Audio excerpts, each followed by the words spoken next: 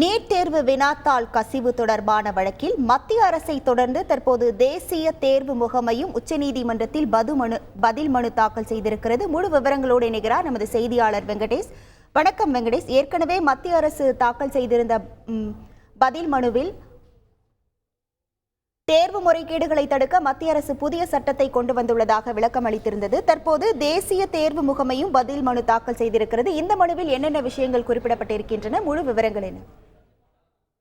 இந்த விவகாரத்தில் தேசிய தேர்வு முகமை தாக்கல் செய்துள்ள பதில் மனுவில் பீகாரின் பட்னா, குஜராத்தின் கோத்ரா ஆகிய மாநகரங்களில் மட்டுமே இந்த நீட் தேர்வு முறைகேடு புகார்கள் எழுந்துள்ளதாகவும், இதுபோன்று அங்கொன்றும் இங்கொன்றுமாய் நிகழ்ந்த முறைகேடு புகார்களை வைத்து நீட் தேர்வை ஒட்டுமொத்தமாக ரத்து செய்யக்கூடாது என தெரிவித்துள்ளார்கள். மீண்டும் இவ்வாறு நீட் தேர்வை ரத்து செய்தால் அது நிச்சயமாக பொது நலனுக்கு எதிராக முடியும்.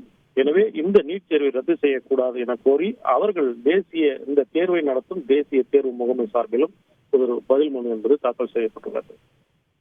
உங்கள் முழு விவரங்களுக்கு நன்றி வெங்கடேசன். செய்திகளை உடனுக்குடன் தெரிந்து கொள்ள உடனே சப்ஸ்கிரைப் பண்ணுங்க.